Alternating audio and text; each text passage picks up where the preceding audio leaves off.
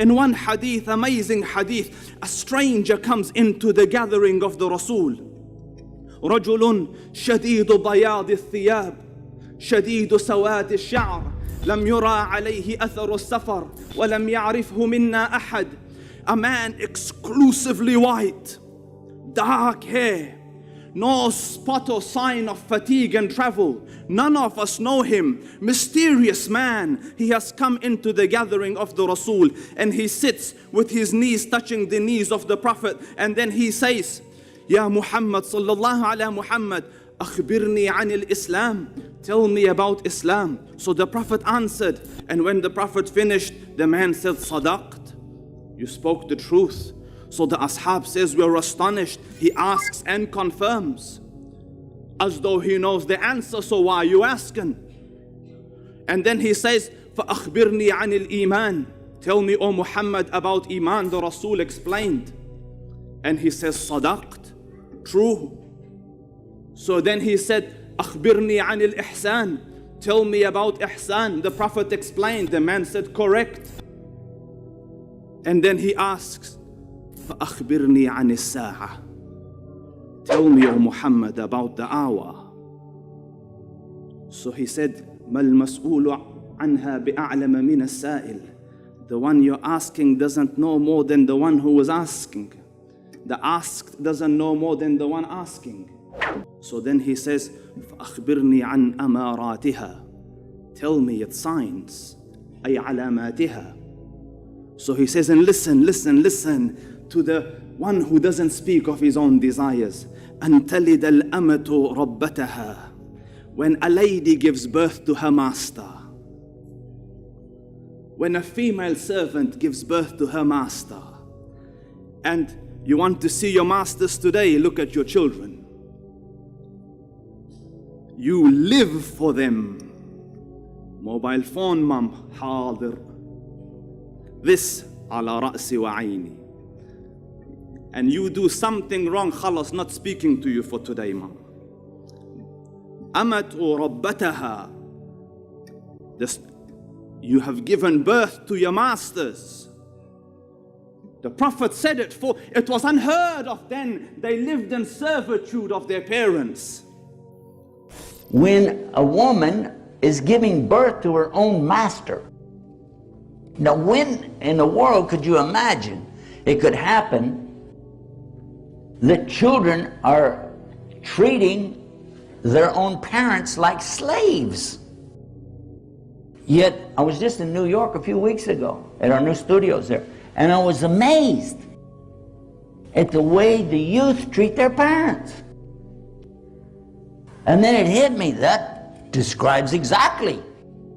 Today, even when a child is in elementary, the primary school, they're already talking back to their parents, telling them things like, shut up, to their parents.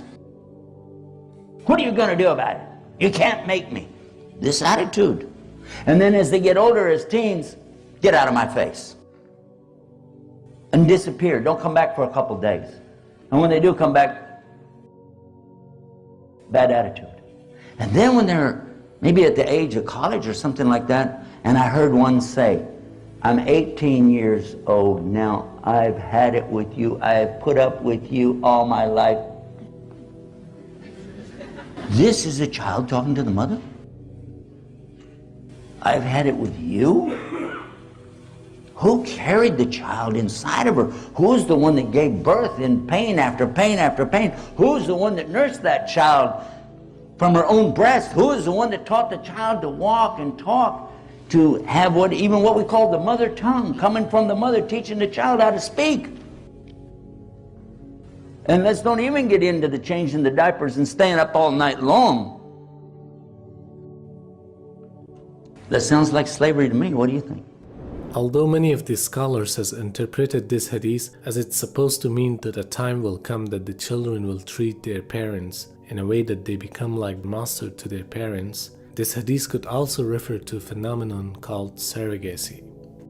Surrogacy is an arrangement often supported by an agreement whereby a woman, meaning the surrogate mother, agrees to bear a child for another person or persons who will then become the child's parents after birth.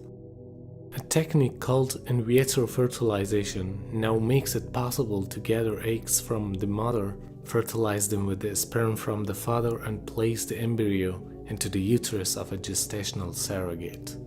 The surrogate then carries the baby until birth. She doesn't have any genetic ties to the child because it wasn't her egg that was used. Therefore, the surrogate is called the birth mother and not the biological mother. Usually, women who are in a lower socioeconomic scale in society offer these services to wealthy individuals. A poor lady rents her womb to carry the baby until birth, where the newborn will become the master of the surrogate mother. And the surrogate mothers are being treated as slaves, because firstly, in this arrangement, material compensation is offered for the physical service, which means a surrogate rents a part of her body in exchange for money. And secondly, in this arrangement, a deep personal or emotional relationship is not required for the transaction to be completed. Or in other words, there would be no value given to the feelings of the surrogate mother after birth, and she would have no right over the newborn.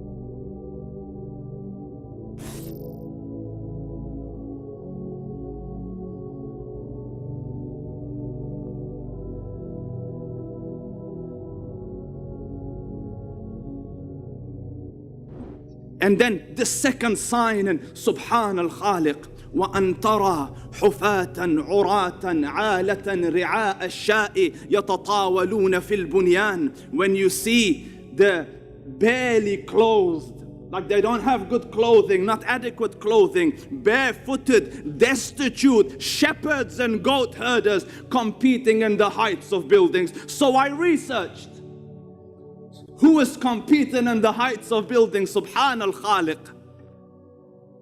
The tallest building on earth today, where is it? Dubai. I watched the footage of Sheikh Zayed. You know, ordinary simple clothing, he's wrestling with one of his workers. An ordinary shepherd, the oil camp, Bujuh, skyrocketed, and now the tallest building on earth is in their country. When the barefooted destitute will compete in the heights of buildings. So I said maybe coincidence. A few years before that, the clock tower of Mecca. And now the Saudis have thought, bless their hearts, how can they beat us? Let's make another one. The next building started yesterday. 1 kilometer in the air.